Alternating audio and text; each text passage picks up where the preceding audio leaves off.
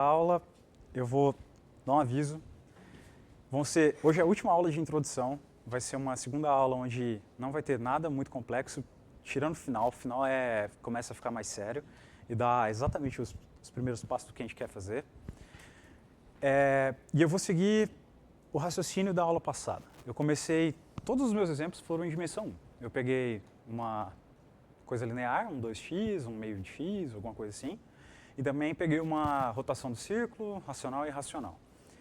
Eu vou continuar unidimensional. Eu não vou subir a dimensão ainda. E desse ponto de vista, eu tinha uma escolha. Ou eu estudava endomorfismo do círculo, definia número de rotação, definia o que significa ser semiconjugado, para ver e culminava na aula como um teorema que diz que se eu tenho um endo que tem um certo número de rotação, então ele é semiconjugado à rotação daquele mesmo número, com o ângulo daquele mesmo número, ou eu faria o que eu vou fazer agora. O que eu vou fazer eu vou estudar aplicações da reta ou do intervalo, na reta mesmo, porque meu objetivo nessa aula é apresentar um monte de conceitos. Por exemplo, o que é um ponto fixo atrator, vou começar a ligar diferenciabilidade com comportamento dinâmico, para que, no final da aula, meu motivo pedagógico seja, olha, isso que a gente viu hoje, tem isso na teoria geral. É o que eu vou fazer. Beleza? No final da aula de hoje, vocês vão ter um gostinho do que vai ser a aula de semana que vem. Certo? Então, para isso, vamos começar de novo do zero, menos do zero dessa vez. Tá, então, definição. A gente vai olhar para f da reta na reta, uma função de classe C1,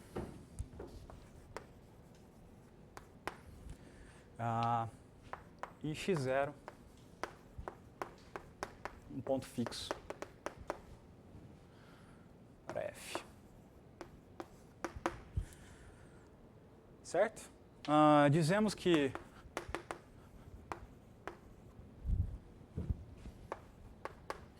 x0 é ponto fixo atrator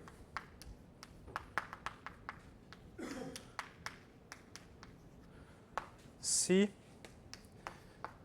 a derivada nele é menor do que 1. Ainda, x0 é fixo repulsor se a derivada é estritamente maior do que 1 e é dito indiferente ou neutro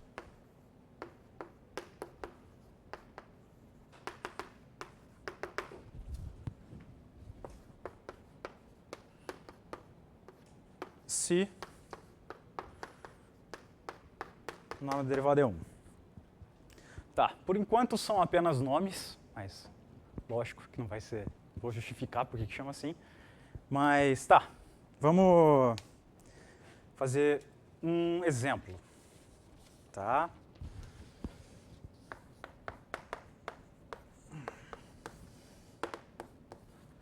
Primeiro exemplo que eu vou olhar é f de x igual a x ao cubo. Então, pontos fixos. Para resolver ponto fixo, a gente precisa olhar f de x igual a x. Então, x ao cubo menos x igual a 0. Então, x0, x igual a 1, x igual a menos 1. E para a derivada,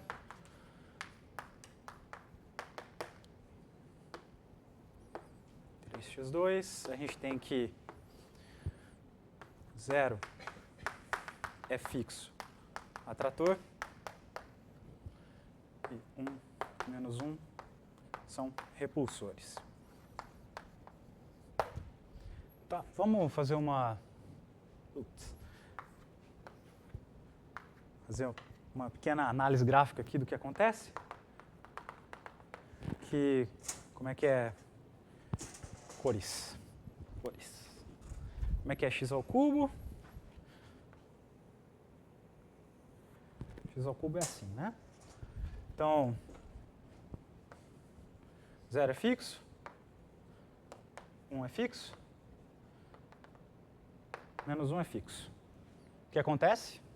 Bom, se eu pegar qualquer ponto depois do 1, a hora que eu começo a iterar, ele explode aqui, joga na diagonal, vai embora. Pegar qualquer ponto para trás aqui, ele vai lá em cima, vem para cá e vai embora. Se eu pegar qualquer ponto no meio, o que vai acontecer? Está aqui, aqui, aqui. Ele converte para o ponto. Então, o que a princípio é heurístico, que parece que vai ser um comportamento geral e de fato vai ser. Ele vai ser atrator porque vai existir uma vizinhança que ele atrai, vai ser repulsor porque vai existir uma vizinhança que ele repele, todo mundo que está em volta. Mas vamos fazer mais um exemplo para a gente começar a entender, porque todos os exemplos que eu fiz depois que eu reparei, eu fiz todos com derivada positiva. Então, eu sempre estou afastando para baixo mesmo. Eu vou fazer um aqui, que ele é um exemplo meio curioso, e eu vou voltar nele no final da aula. f de x igual a x quadrado, bom, x quadrado igual a x, se só ser 0, ou x igual a 1, e tá, vou fazer maior aqui, nossa, aqui,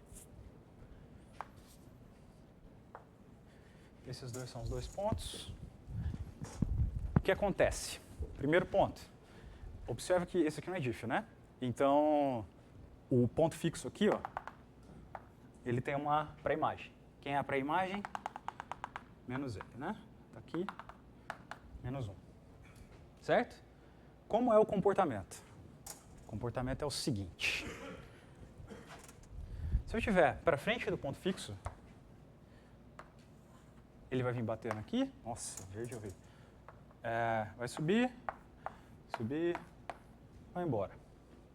Se ele estiver para trás de menos o ponto fixo, o que acontece vou subir aqui, ele vai ser jogado para frente, aqui na frente, eu vou iterando, ele vai embora.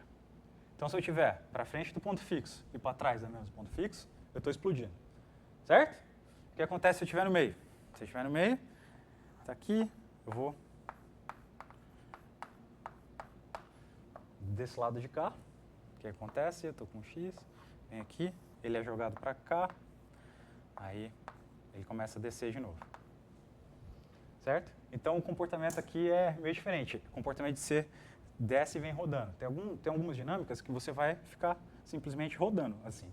Isso depende do sinal da derivada. Quando a derivada é negativa, tem para baixo, você pula para o lado de lá. Certo? Mas pontos indiferentes podem ser estranhos. Se eu olhar para x ao cubo mais x, o que eu tenho é x igual a x,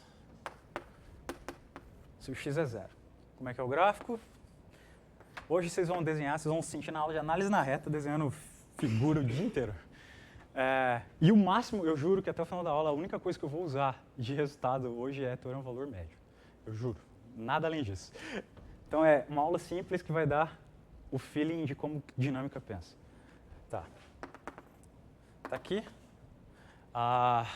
O 0 é o ponto fixo. 0 é 1, certo?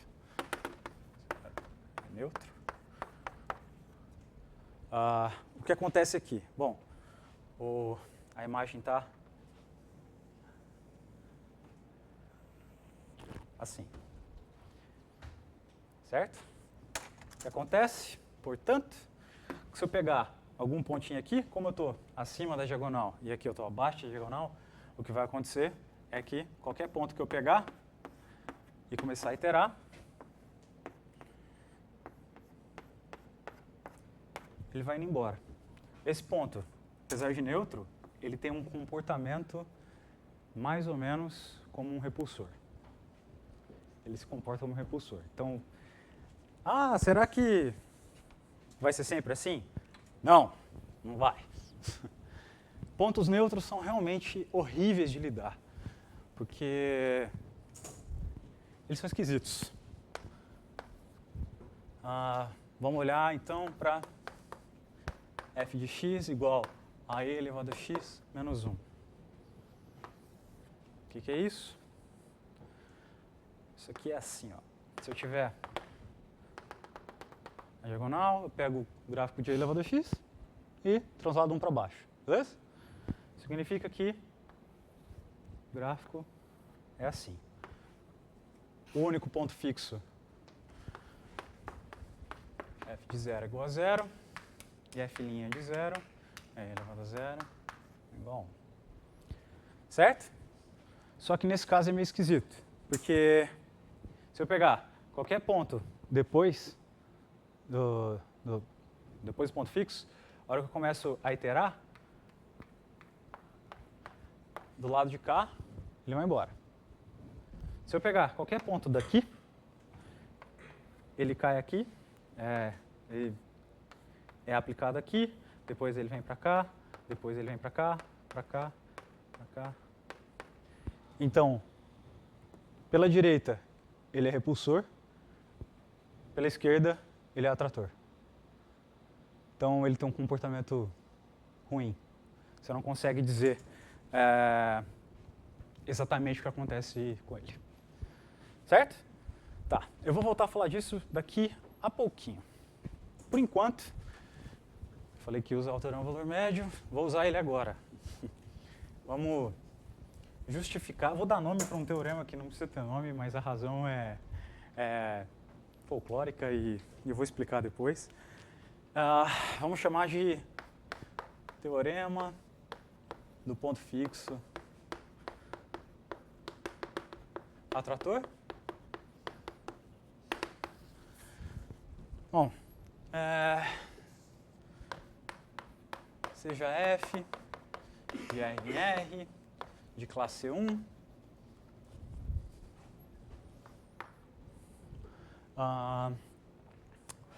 e x0 ponto fixo atrator de f. Então,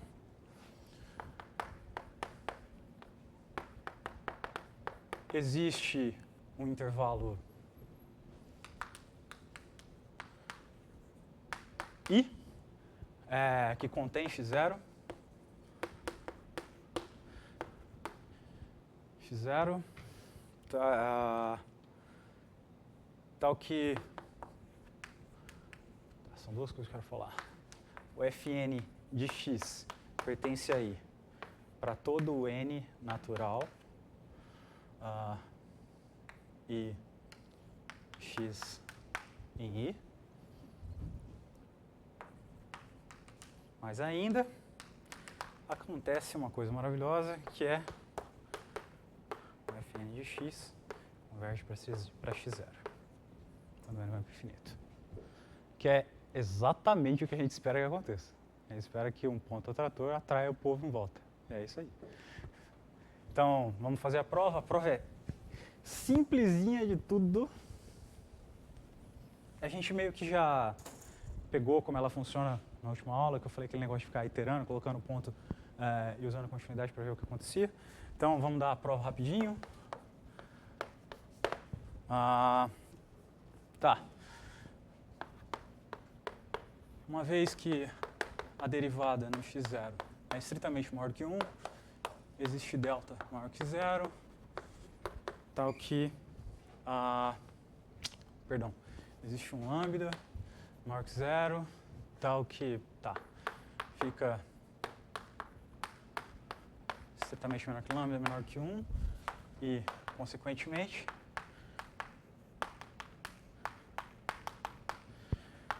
existe um delta maior que zero, tal que a derivada para todo ponto ainda é menor do que lambda, que é menor do que 1, para todo x em x0 menos delta, x0 mais delta. Falando que vocês vão se sentir mais na reta hoje. Logo, isso daqui para mim vai ser i.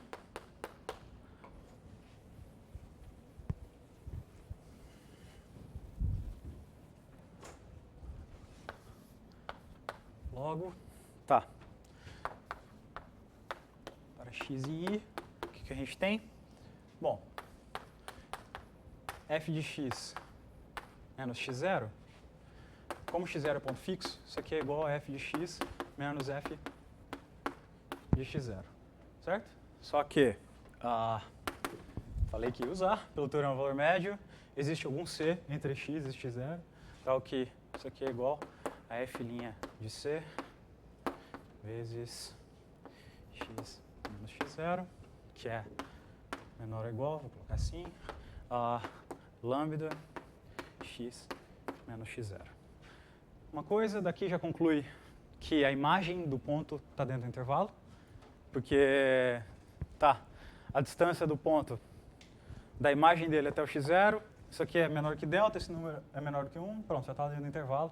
Aí eu aplico o mesmo argumento para a imagem da imagem está dentro do intervalo e sucessivamente. E vocês que já são velhos dentro da matemática já se ligaram o que vai acontecer. Quando eu pegar Fn aqui, vai aparecer lambda n aqui e vai acabar a brincadeira.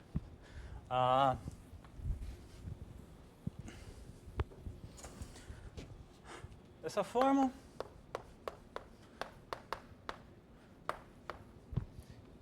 a gente tem aqui Fn de x menos x0. Vou repetir a mesma coisa. Coloca Fn aqui, vai diminuindo 1 por 1, vai dar menor ou igual lambda n x menos x0. Certo? Como esse é menor do que 1, isso daqui, quando o n vai para o infinito, converge a zero. Portanto, esse aqui converge para o x0. Certo? Logo, eu vou colocar aqui a órbita de x converge, vou colocar exponencialmente.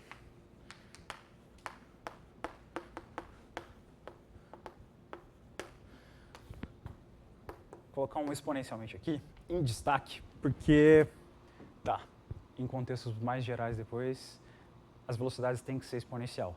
Se não, tem que ser exponenciais. Se não forem, você pode ter uns probleminha aí. A coisa muda de figura e vai ser aqueles dois dos tópicos do final que eu vou ler. Tem a ver com velocidade, tem a ver com não uniformidade, várias coisas, mas é exponencial.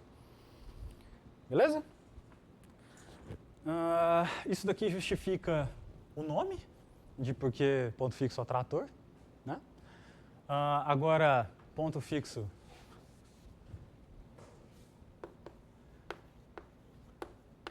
repulsor, seja F, um ponto fixo repulsor. Então, existe o intervalo I, que contém x0, tal que aqui muda, tal que para todo x em I existe n inteiro, tal que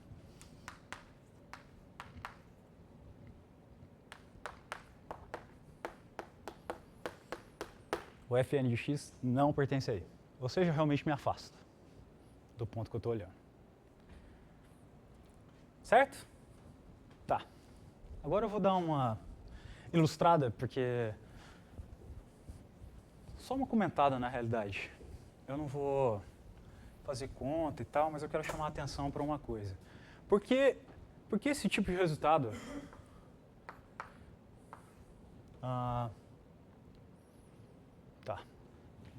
Não, vou fazer aqui mesmo. Uma observação, tá? Não é só para vocês refletirem. Por que esse tipo de resultado é esperado?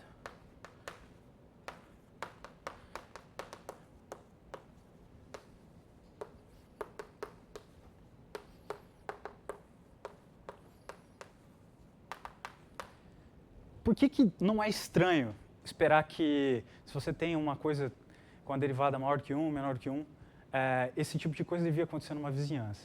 Se você parar para pensar que a função ela é localmente aproximada pela derivada, se você tiver que eu tenho um ponto fixo, vou dar uma exagerada, tá?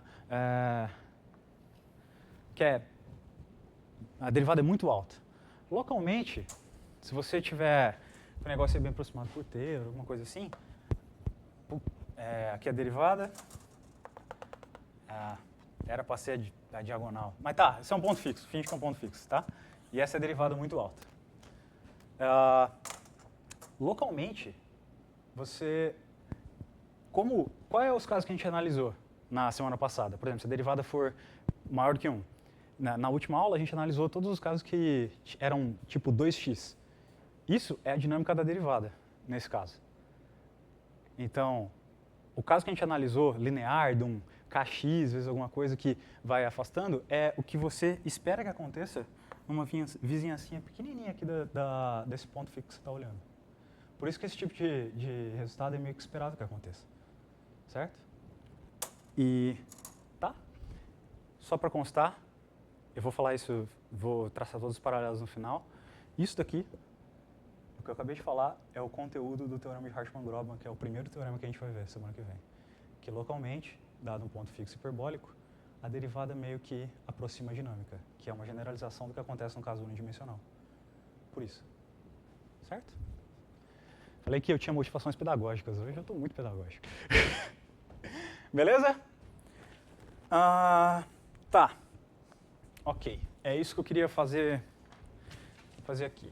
Agora eu vou analisar, vou voltar para o caso onde a derivada é 1, e eu queria chamar a atenção para uma coisa que acontece em outro sentido. Ó, primeiro, antes de eu passar para lá, vamos olhar para o... Tem algum desenhado? Não tem. Vamos olhar o que acontece com pequenas mudanças. Ó, o exemplo que eu vou considerar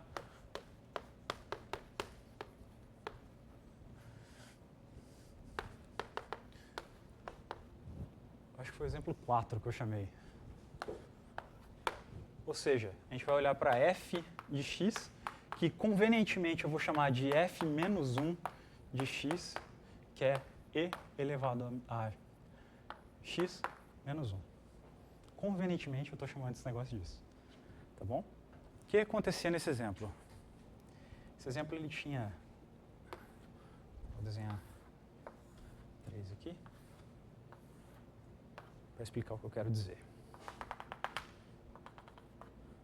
Esse. E esse. Aqui, lambda igual a menos 1. Onde o que eu quero chamar de lambda vai ser o seguinte. Aliás, defina f lambda de x como sendo e elevado a x mais lambda, que é o que vocês esperavam. Beleza? Tá. Quando lambda é igual a menos 1, eu tenho um ponto fixo aqui.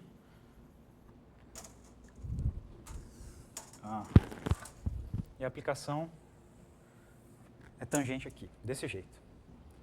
Certo? O que acontece se o lambda for um pouquinho maior do que menos 1? Esse valor aqui está simplesmente transladando o gráfico para cima e para baixo. Só isso que isso daqui está fazendo. Então, se eu pegar esse gráfico e transladar um pouquinho para cima, ele vai parar de tocar diagonal. Né? Então, como é que vai ser para lambda maior do que 1? O gráfico vai ser uma coisa assim. Ó. Acabaram-se todos os pontos, todos o 1, o único ponto fixo. O que acontece aqui? Acontece que eu começo a iterar, todo mundo vai embora. Qualquer ponto que eu escolher,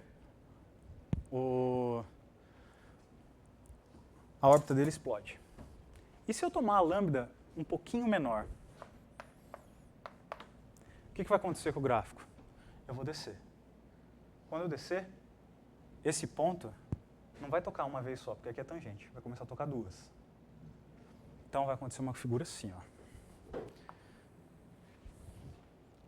Meu ponto que era um único ponto fixo,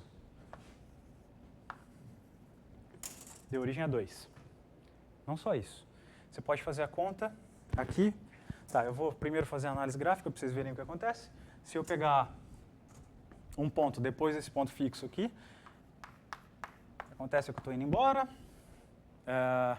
Se eu pegar um antes aqui, ó, eu venho, estou vindo para cá. E aqui no meio,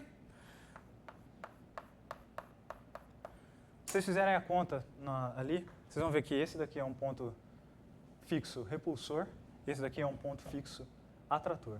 Então, quando eu tenho derivada 1, certo? Pequena mudancinha na tua função original, bem pequenininha, só dá um peteleco para cima e um peteleco para baixo. Muda completamente o tipo de dinâmica que você tem.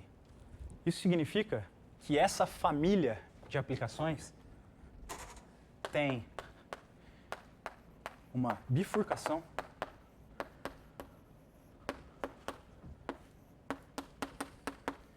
em lambda igual a menos 1.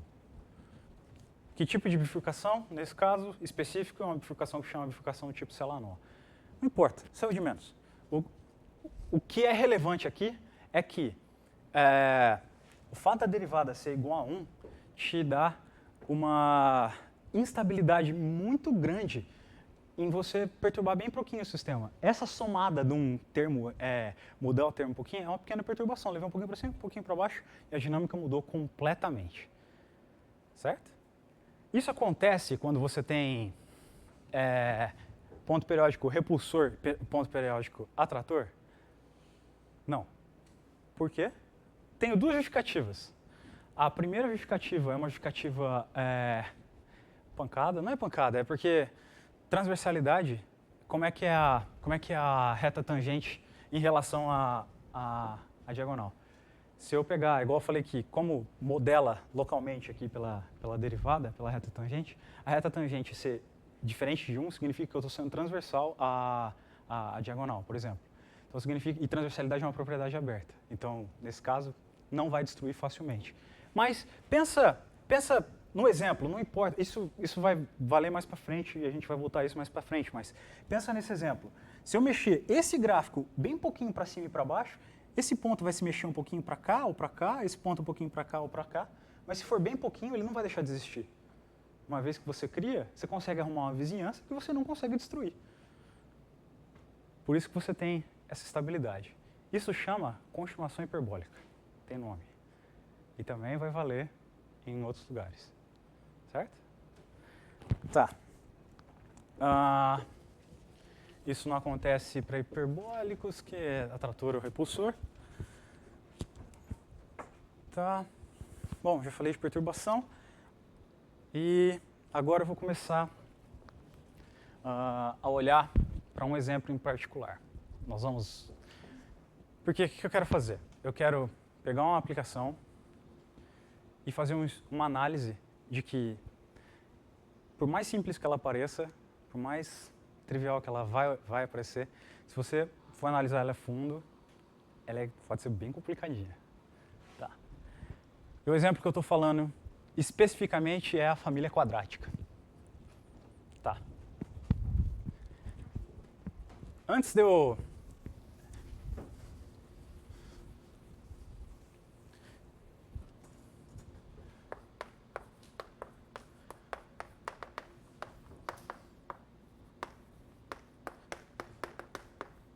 Família quadrática.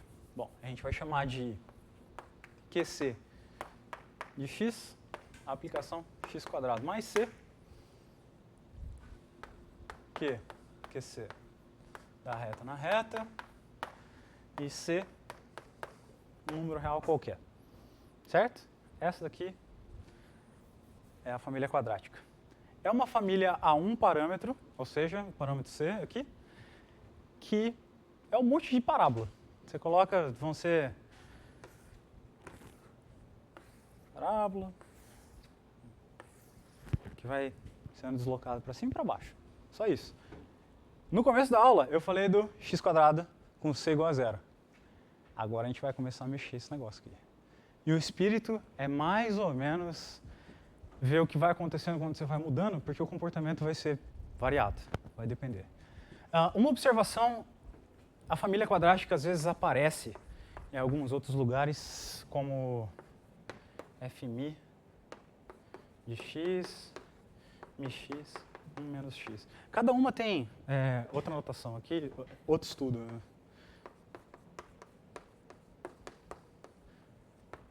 Para a família quadrática. Cada uma tem uma razão de ser. Essa daqui, os pontos fixos vão ficar sempre os mesmos, esse é sempre 0 e 1, certo? A outra não, vai mexendo e tal, a gente vai olhar. E essa daqui, desse jeito que ela foi estudada, para quem se interessa, tem a ver com dinâmica populacional. Então, ela ela representa um modelo populacional, preciso ou não sei dizer direito, mas ela tem uma origem dentro de biologia. Certo? Tá, vamos começar a fazer conta, muita conta. Vamos fazer conta pra caramba agora.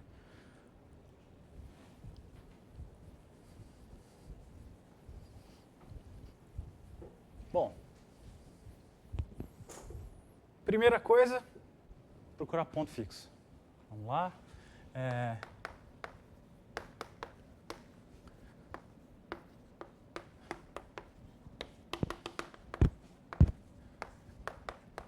QC de x. Ou seja, quero resolver QC de x igual a x, que é x quadrado mais c igual a x, que tem duas raízes,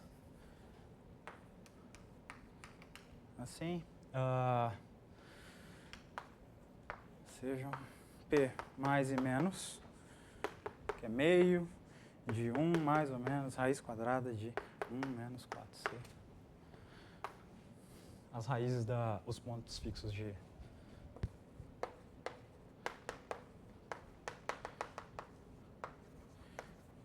QC.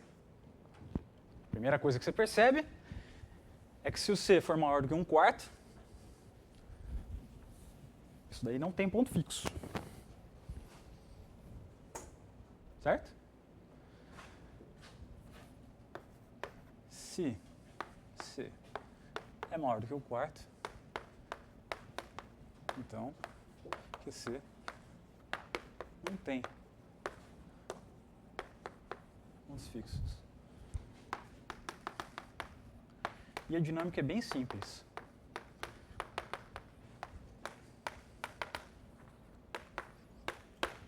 Como que é? Bom, tá aqui a diagonal. Como ela não tem ponto fixo, o gráfico dela não pode tocar a diagonal. Então, é uma parábola que está acima. Tá? A gente já fez um monte. Se o gráfico está acima, qualquer ponto que eu escolher vai embora. Se eu pegar um aqui desse lado,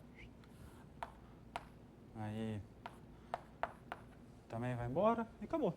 A dinâmica é muito simples quando não tem ponto fixo. Esse aqui é o gráfico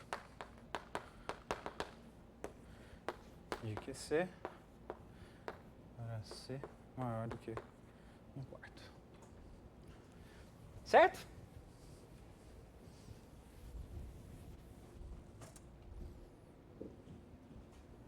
Alguma pergunta? Até agora tá tranquilo, né? Tá. Logo não tem raízes, tá. O que acontece quando C é igual a 1/4? Nesse caso, P mais é igual a P menos, que é meio. E, bom, uma vez que linha de C P menos uma vez que linha de P menos e também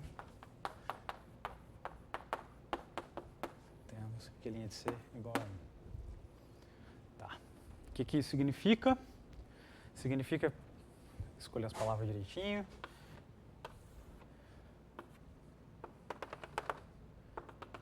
Quando C é igual a 1/4, a gente tem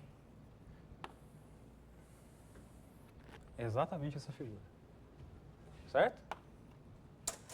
E o que vai acontecer aqui? Se eu pegar qualquer x para frente, venho, vou iterando, pegar qualquer x para trás, ó. Aqui. Certo? Aí você tem que olhar para onde isso vai continuar, você tem que olhar para a imagem inversa desse, mas tudo bem. O que importa aqui é que tem um lado onde vem, um lado onde vai embora. Certo? Isso é C igual a 1/4. E para baixo? Bom, para baixo vai acontecer uma coisa boa, né? A gente vai ganhar um ponto fixo atrator e um ponto fixo repulsor.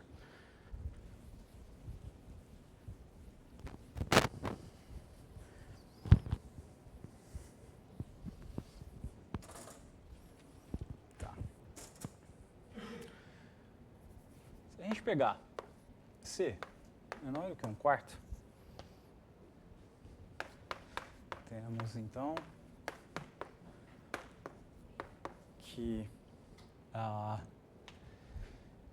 P mais é maior do que P menos, certo? Mas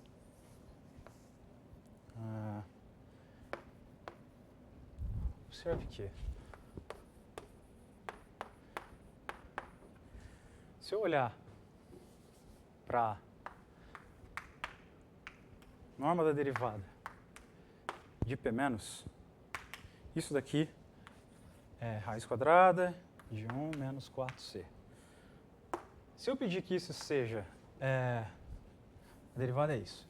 Se eu pedir que a norma disso seja menor do que 1, é a mesma coisa de pedir isso daqui menor ou igual a menos 1 e menor ou igual a 1. Certo? Isso significa que isso daqui só vai acontecer se o C estiver entre 1/4 e menos 3/4. A análise não termina. Simplesmente você descendo a parábola. Você vai começar a descer a parábola de um jeito que, em algum momento, o teu ponto... Bom, aqui, se eu estiver abaixo de 1/4, eu já sei que isso daqui vai ser a derivada desse negócio vai ser menor que 1, até que eu esteja aqui. O que isso está me dizendo? Está me dizendo que eu começo a descer a parábola, em algum momento, o meu ponto que atraía para de atrair. Acontece alguma coisa, que eu não sei o que é, algum fenômeno, que faz o meu ponto, que estava aparentemente estável, passar por uma outra bifurcação. Ele muda de comportamento. Certo? Na conta, é aquilo ali. Mas eu vou tentar intuir de por que isso aí acontece.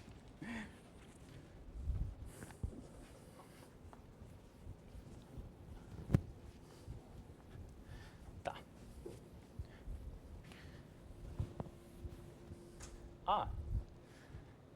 Tá. Mais do que isso, né? Quando ele fica menor do que isso, ele passa a ser repulsor, né? Porque quando ele é exatamente igual a menos 3/4, ele é neutro, porque a derivada virou 1. E acima disso, aliás, abaixo disso, ele passa a ser repulsor, porque a derivada vai ficar positiva, é o complementar daquele negócio. Beleza? Então,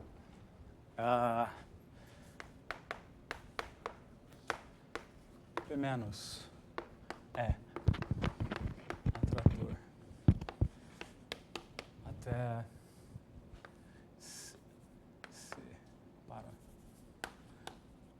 C maior do que menos 3/4. Neutro.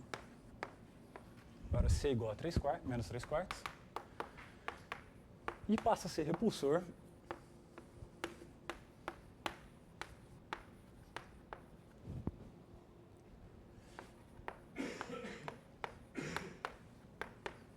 menor do que menos 3/4.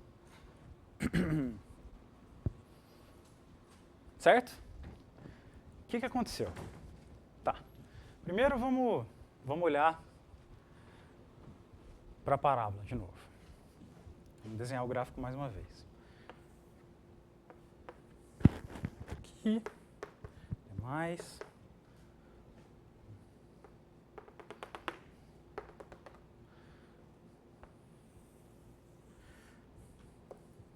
aqui está P menos. Ó, a primeira coisa que tem que observar é, se eu olhar para menos P+, igual eu fiz da outra vez, no primeiro, eu olho para cá, qual é a imagem do menos P+? QC de menos P+, igual a P+. Ou seja, esse cara vira eventualmente periódico, eventualmente fixo, que a imagem dele vem aqui, e uma vez que bate aqui, acabou, não sai mais aqui. Certo? Essa altura aqui, então, é P+. E eu vou olhar para a caixinha dada por P+, menos P+, menos P+, P+. Certo? Lembrando que o bico da parábola vai bater aqui embaixo quando o C é igual a menos 2, mas a gente vai voltar a falar mais para frente. Certo? Ok. Essa é a figura que você tem. Tá. É importante, por que eu estou fazendo essa figura? Porque a dinâmica que interessa para a gente é a dinâmica dos caras que vão ficar presos dentro dessa caixa. Qualquer cara que está fora dessa caixa, significa que a hora que eu aplicar a função, ele, por exemplo, se eu estiver para trás aqui, a hora que eu aplicar a função, esse cara vai vir aqui em cima, vai ser aplicado aqui, e a partir daqui ele vai embora. Então, não tem dinâmica aqui, todo mundo vai embora.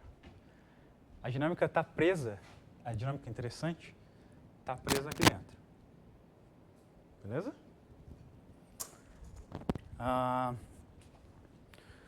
Ok. O que acontece com P-?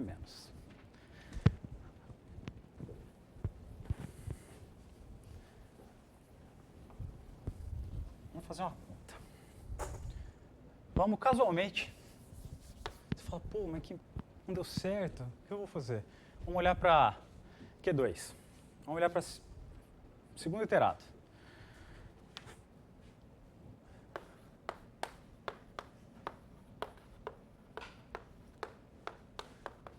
Q2C de x. O que é isso?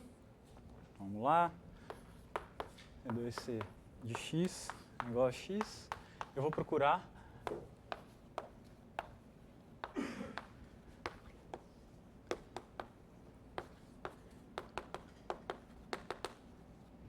período 2.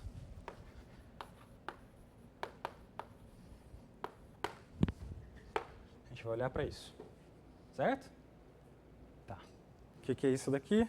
Isso daqui é x² mais 2cx² menos x mais c2 mais c igual a 0.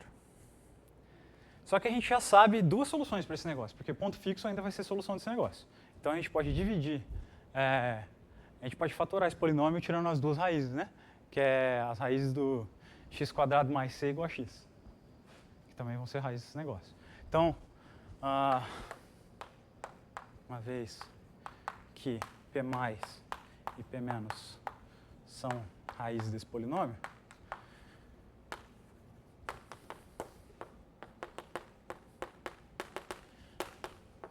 podemos fatorar.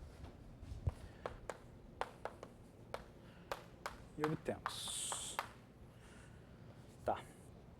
Eu vou vir aqui, pegar o Q2C de x e dividir pelo polinômio QC de x. Isso daqui vai dar x² mais x mais c menos 1, certo? E eu vou olhar para as raízes desse negócio. Bom, quem são as raízes desse negócio? Assim, encontramos Q+, Q-, que são da forma meio de menos 1, mais ou menos, menos 4c, menos 3. Ou seja,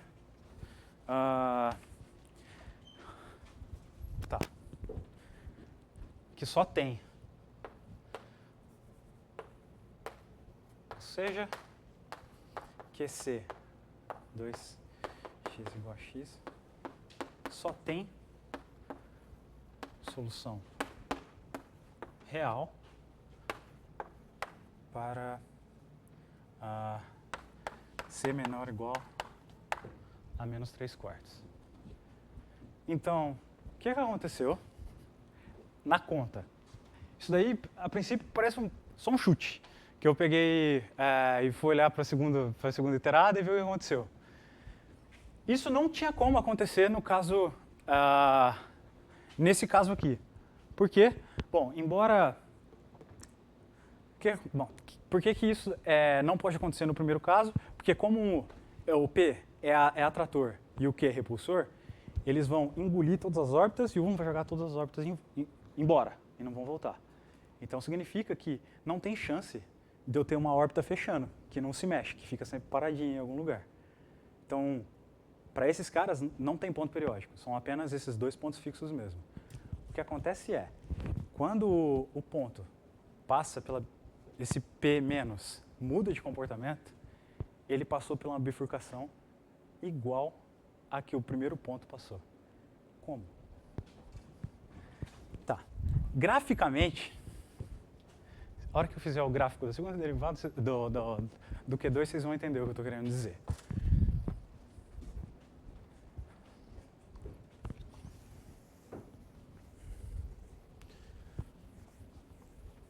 Ó. Tá. Observe que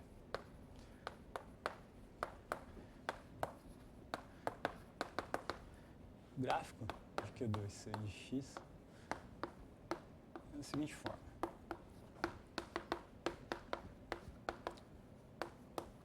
Como que é o gráfico da iterada? Uma coisa quadrática desse jeito, certo? Nossa, esse foi muito alto, era para ser mais baixinho aqui. Vamos lá. Então, quando eu olho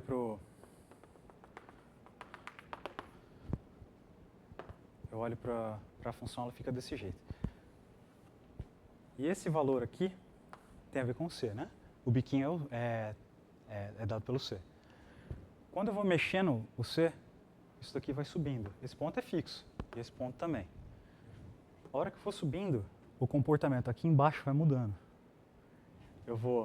A curva vai ficando cada vez mais íngreme, até que ela vira tangente e depois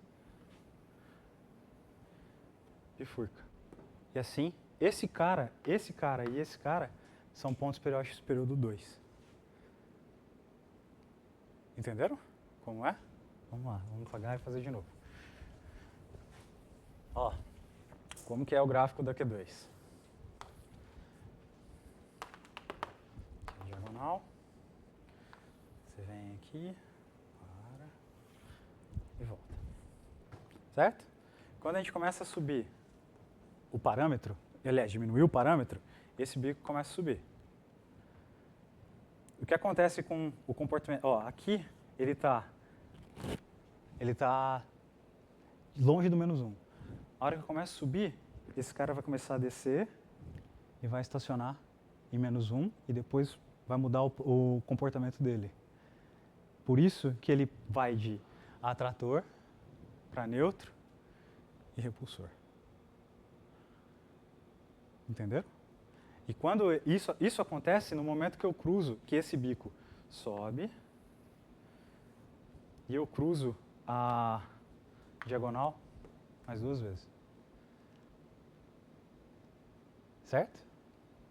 Tá.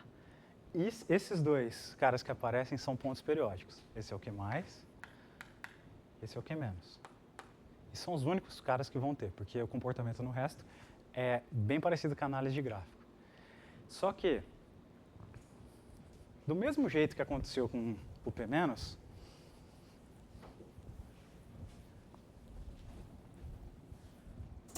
bom, se eu pegar aqui, depois que eu atravessar, pegar a janelinha aqui, ó, fizer um zoom e virar a parábola, eu ganho de volta a parábola aqui. Certo? Se eu pegar esse pedaço, fizer um flip aqui e aumentar, eu pego a janela dinâmica vai estar toda aqui, porque todo o resto vai embora, pela mesma análise que a gente fez. Tá, esse cara aqui a gente pode repetir exatamente o mesmo argumento para esse cara. Ele vai começar a subir, subir, subir, de repente ele achou um outro parâmetro em que o P- desse cara, que é o Q- desse cara, passa por uma bifurcação e ganha ponto periódico de período 2, para algum parâmetro C menor. Aí eu pego, esse lugar onde eu consegui fazer essa janelinha de novo, eu pego e aumento de novo. Aí eu vou lá e repito. Em algum momento eu vou passar por uma bifurcação em que o cara passa de repulsor, de atrator para neutro, depois repulsor. E eu ganho um ponto de periódico de período 2 elevado a n-1, nesse caso. 3 coisas. Isso chama renormalização.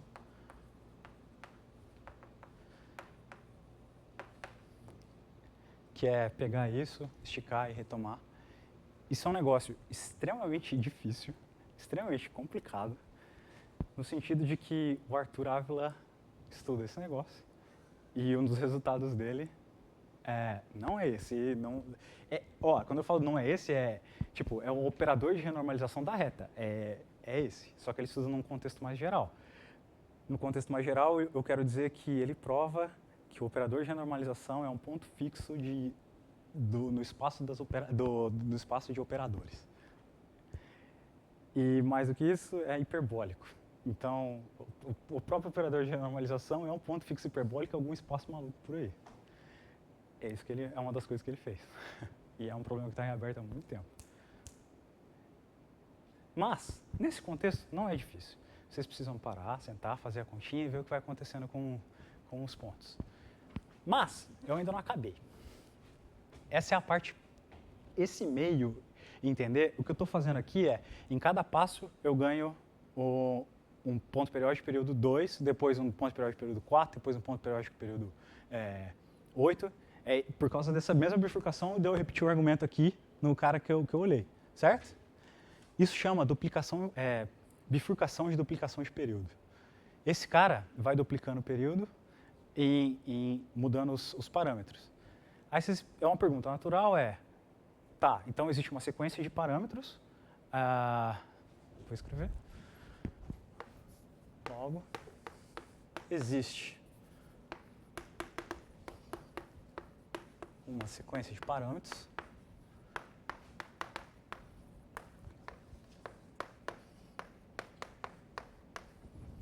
tais que QC ganha sequência de parâmetros AN, tais que QC ganha pontos periódicos de período 2 elevado a n-1, quando ao atingir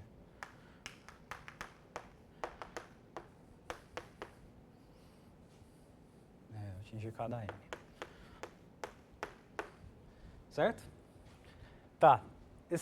Aqui tem uma figura que é bem famosa, que se eu fizer aqui o espaço dos parâmetros C, e aqui o valor da coordenada x, que determina o ponto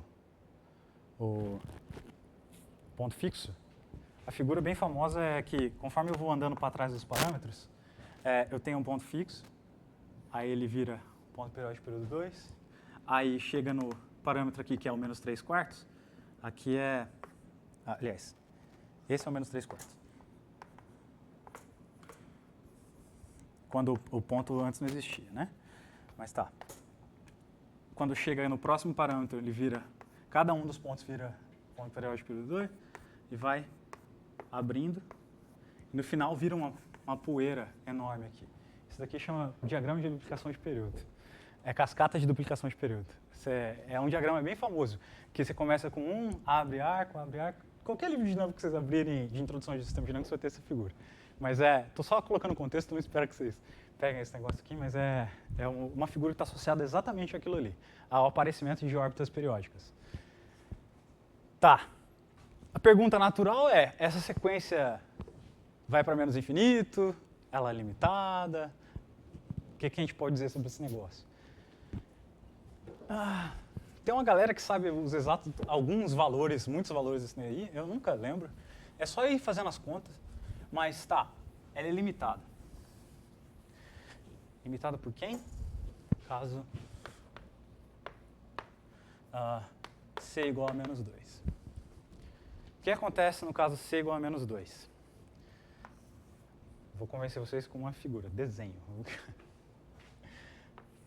Tá. Quem é P+, no caso...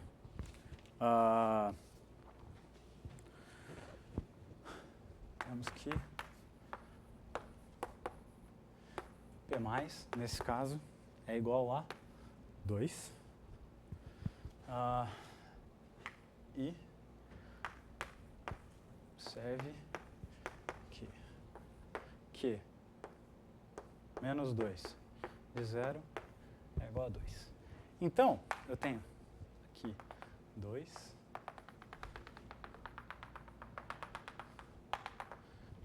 que é o P+. Aqui eu tenho menos P+. Lembra? 2 é ponto fixo. Então, ele está aqui. Esse cara vai nesse.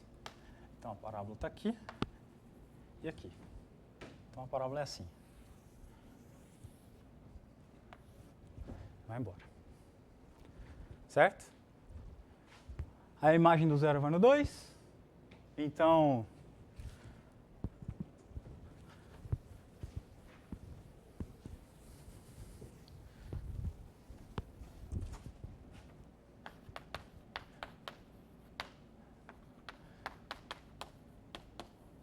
a dinâmica da caixa fica sempre presa à caixa. Eu nunca vou sair daqui. Todos os caras que estão para fora vão embora, mas qualquer ponto que está nesse intervalo de menos P mais a P mais vai ficar sempre preso aqui. Então a dinâmica está toda contida aqui dentro, nunca vai sair. Mais do que isso, se eu fizer... Tá, vamos primeiro a dinâmica...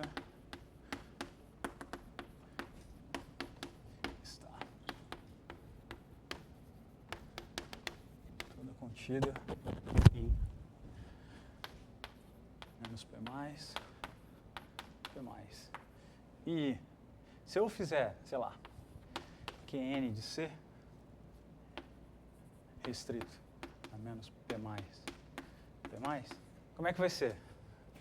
Tá, vou desenhar só a caixa, hein? Tá aqui. Como é que é 2? Bom, a imagem de 0 vai no 2. Então, eu tenho que o bico que eu estava desenhando baixinho, começou a subir, que ele virou até aqui em cima, que é a imagem do 0. Então, como é que é a aplicação? Ela é assim. Certo? Desenha a diagonal. Aqui eu tenho P-. Aqui eu tenho um ponto periódico, ó, e o outro ponto fixo.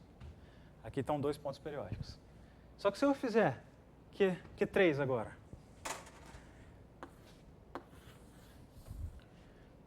Como é que é Q3?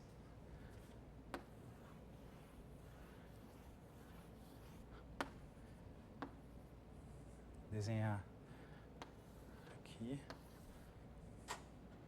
e a diagonal. Vão ser esses vales, certo? E que para sempre aqui em cima na caixa, é sempre vindo, tocando a caixinha aqui em cima, certo? Tá, o que apareceram? Ó, pontos periódicos aqui, certo? O fato da imagem pegar toda a caixa vai me dizer que se eu fizer Qn para todo n, eu sempre vou bater de baixo até em cima e vou cruzar a diagonal 2 elevado a n menos 1 vezes.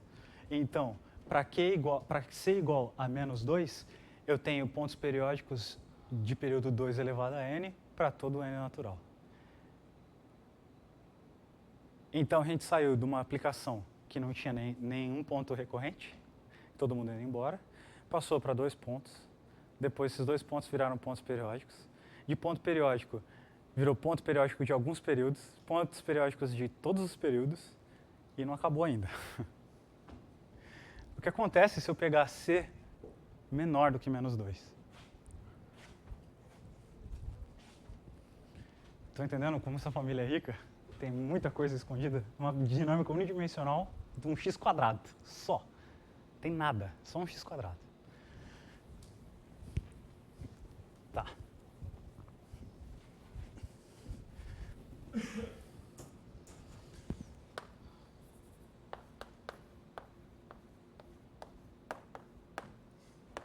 E para ser menor que menos 2. O que vai acontecer?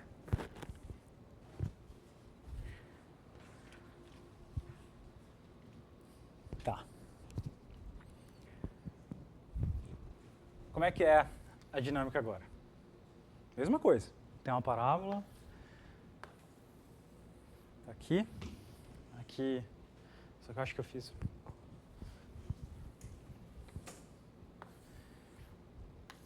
Aqui. Aqui. Vou fazer. Isso aqui é diagonal. Estou fazendo mais baixinho para poder explicar bem. P mais. Vem aqui. Menos P mais. Isso. O que acontece é que o bico da parábola vai ficar abaixo da caixinha. Se eu pegar qualquer ponto que está abaixo da caixinha, fora de menos P+, aonde esse cara vai no primeiro iterado? Esse cara vai vir, na hora que eu aplicar, certo? Jogar na diagonal, ele vai vir aqui. Significa que ele está à esquerda de menos P+. Significa que, se eu continuar iterando, ele vai embora. Certo? Então, para ser estritamente menor do que menos 2, eu começo a ter caras dentro da minha caixinha que vão embora. Certo? Tá. O que isso significa?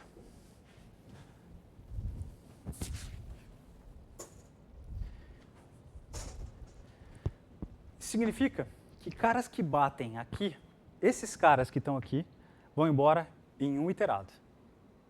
Certo? Quem é esse intervalo? Na hora que eu olho esse intervalo aqui em cima, ó, putz, isso aqui eu fiz. Eu vou fazer muito exagerado, cara. Mas tá, eu tenho esse intervalo. Caras que caem nesse intervalinho aqui do meio, em um iterado, eles estão fora da caixinha e vão embora para o infinito. Certo? Só que me sobram 2 ramos. Aqui, ó. Esse ramo e esse ramo, cuja imagem é a toda a caixinha. Certo? Tá, então, eu vou chamar esse cara aqui de C0. Observe que para x em C0, QC de x fica menor do que menos P+, importante. A órbita de x diverge. Certo? Porque esses caras pulam para cá e para fora.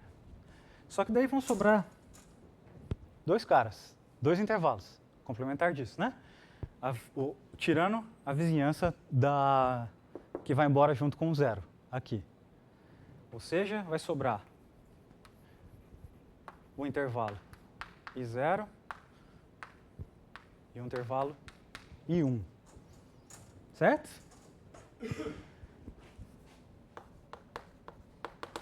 Assim, temos que os pontos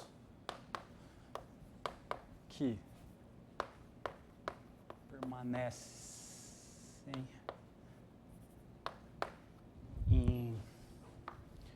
menos P mais, cartesiano, menos P mais, que de agora em diante eu vou chamar de Q, quadradinho. Q é um nome ruim, né? Um Rzão, né? Estão em I0, união I1. Vamos lá, vamos desenhar a imagem só desses dois caras. Aqui, aqui. Esse daqui é o meu I0, aqui é o meu I1. Nesses dois pedaços, a parábola é uma sobrejeção em cima da caixa, né? Esse aqui é menos P mais. Aqui a gente tem uma sobrejeção, certo? Então significa que aqui acontece isso.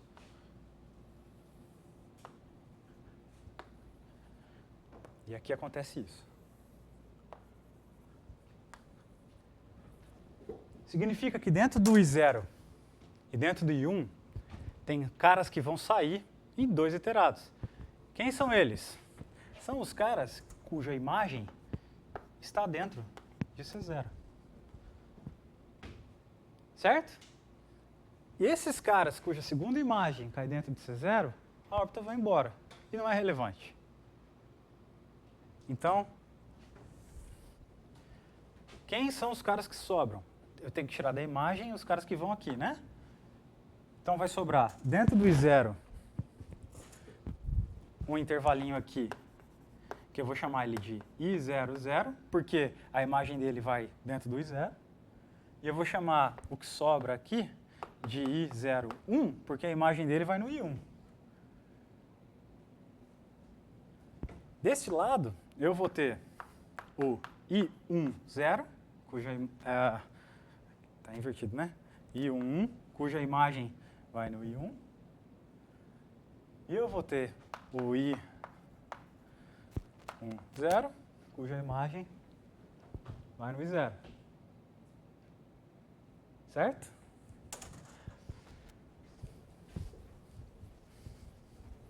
Então, o que está acontecendo?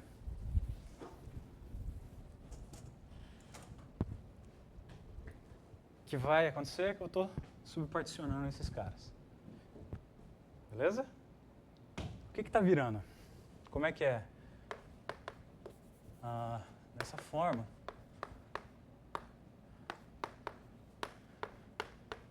Os pontos que permanecem em R em dois iterados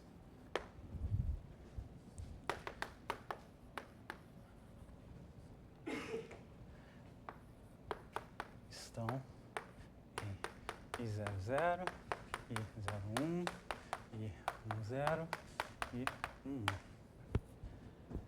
Só que Q2, dentro desse intervalo, é uma sobrejeção. Ela pega de fora a fora, em cada um desses pedacinhos, na hora que eu olho para Q2. Então, significa que dentro do I00 vai ter pontos que vão cair dentro do C0, esse conjunto excepcional que eu estou falando. Então, dentro do meu I0, eu preciso olhar os caras que vão no I0 e os caras que vão no I1. Tá. Vamos chamar de lambda. Os x em I, que é igual a menos P0, P menos P mais, P mais, tal que Fn de x pertence a I para todo N. Quem são esses caras? Bom,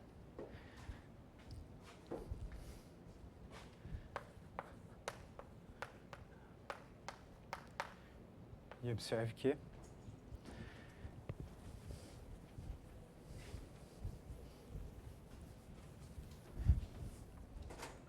o que a gente está fazendo? Não, horrível.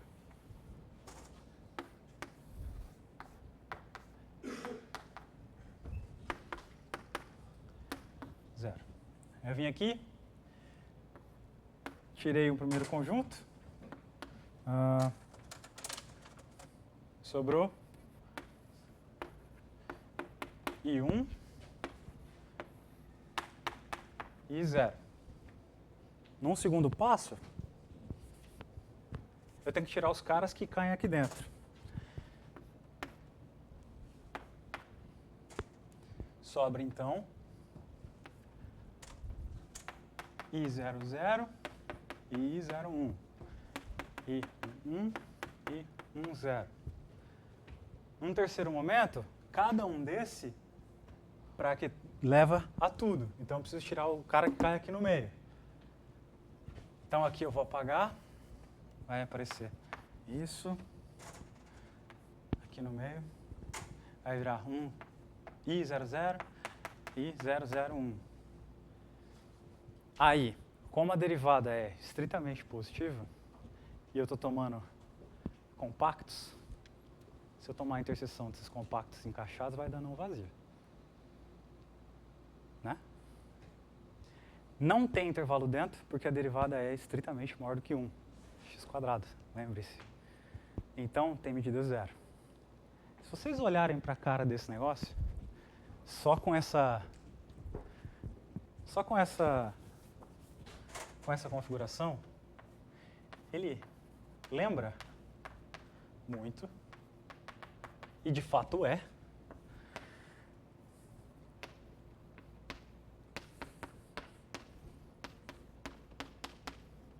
conjunto de Cantor. Então, lambda é um conjunto de Cantor para C menor do que 1. E eu fui chamando esses intervalos de 0, 0 e 0, 1 e não sei o quê, porque se eu pegar qualquer ponto desse conjunto, que fica em lambda, ele tem uma única sequência de símbolos que identifica ele. Por quê? Porque significa que eu estou no I0 e no I1. Se eu tiver dois caras que têm uma sequência de símbolos diferentes, significa que em algum momento um está num I0 e a imagem do outro vai para o I1. Significa que em algum momento eles ficam diferentes e, portanto, eles não podem ser não tem como eles terem a mesma imagem. O segundo ponto é que, do jeito que eu construí, todas as sequências de zeros e 1 são atingidas, nesse caso. Infinitas, olhando. Então, se eu definir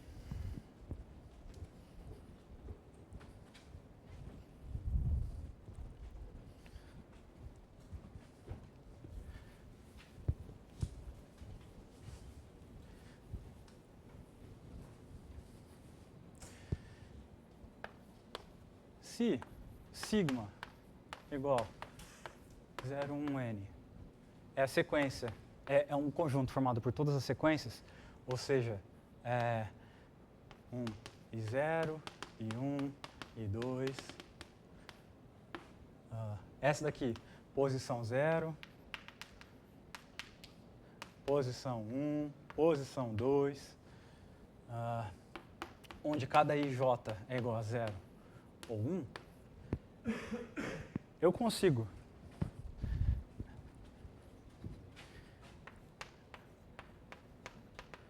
é possível definir H que sai de lambda em sigma, que para cada x, bom, ele vai pertencer a um único I0, I0, 0, 0, 1, 0, 0, 0, eu vou associar a sequência dos índices dos intervalos que ele pertence. Então, I0, I1, onde x pertence a I0, I1, I2, etc. Pelo que eu falei, dessa discussão que a gente está tendo, você tem que sentar e começar a olhar. Isso daqui é uma objeção.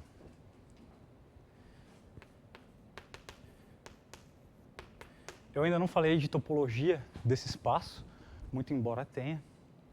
E tá, essa é a representação simbólica do que é a ferradura de Ismail. E ela aparece nesse caso simples, unidimensional. Se eu definir aqui o shift, que nada mais é do que deslocar a sequência, que nesse sentido aqui, o que é eu aplicar, eu olhar para a imagem do I0? Ele virou todo o intervalo, certo? Então eu peguei a sequência, esqueci o intervalo onde eu estava e tem que olhar agora aonde eu caí depois que eu iterei uma vez. Tá. Esse cara e o shift são conjugados. Então, além de ser uma objeção, isso daqui vai ser contínua. Se eu definir a topologia, a gente vai voltar a fazer. E aquela coisa super ingênua que começa com uma família quadrática, tem uma informação dinâmica pesadíssima, que é isso aqui.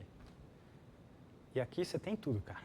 Eu recomendo e incentivo vocês a procurar ponto periódico, procurar aqui, tipo, mas eu não dei nem a dinâmica ainda. Só tentem construir, fazer a conta de como faz para ver que vai ser realmente uma objeção, esse tipo de coisa, que está bem definidinho, tudo certinho. Eu não vou passar o deslocamento, não vou passar o shift, apesar de querer muito. E isso mostra como pegar uma família que é simples, pode ficar complexo muito rápido, sem você nem perceber. Comentários, antes de acabar e antes de eu fazer o paralelo que eu quero fazer. Alguns comentários. Primeiro, essa aqui é a versão real. Se eu fizer z² mais c, é o estudo dos conjuntos de Juliá e conjunto de Mandelbrot. A família quadrática é o que acontece no eixo real da aplicação complexa. E você tem exatamente fenômenos iguais do que vai acontecer lá. E o conjunto de Mandelbrot, o que é o conjunto de Mandelbrot? É o conjunto dos parâmetros C, tal que você não tem conjuntos de Cantor. Você tem coisas bem comportadas, tipo os intervalos que a gente estava olhando, da onde a dinâmica interessa. Então essa coisa é muito mais complexa. Mais complexa no nível de que tem perguntas do conjunto de Mandelbrot, que é a conjectura MLC, que está aberta até hoje. O pessoal não sabe resolver. Então, uma coisa simples, x², z² mais um parâmetro que dificulta muito e muito rápido. Eu separei alguns paralelos para falar. Alguns já fui falando ao longo da aula. A primeira é que o fato de ser atrator e repulsor aqui é o que vai ser hiperbólico para a gente em dimensão qualquer. E o que significa ser hiperbólico em dimensão qualquer? Bom, em dimensão infinita significa que o espectro da matriz não intersecta o círculo unitário. Em dimensão finita significa que a nossa derivada pode ser decomposta num espaço que contrai e num espaço que expande, que é invariante, num ponto fixo. Isso vai ser suficiente para ter uma coisa do tipo teorema do ponto fixo atrator. O teorema do ponto fixo atrator diz que existe uma vizinhança que todo mundo vai para o ponto fixo que eu estou olhando.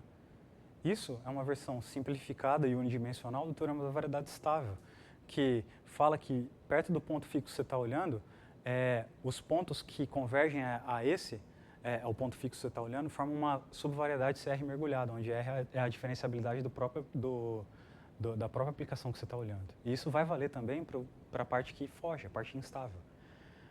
Igual eu falei da derivada dar um comportamento parecido da aplicação original, o teorema de Harshman-Grobman é o que a gente vai fazer. E essa coisa de olhar a dinâmica global, igual a gente viu no final, e separar, olha, vai vir para cá, vai explodir para lá, isso são os últimos teoremas de classificar a dinâmica. Por quê?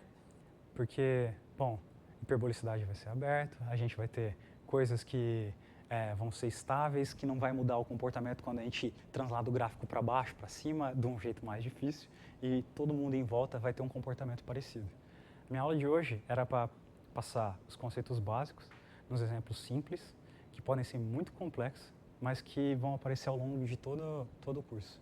Se terça-feira a gente começa com dinâmica hiperbólica de verdade, comigo definindo ponto fixo hiperbólico, e já parte para os teoremas. Espero que vocês tenham curtido aí. É isso aí.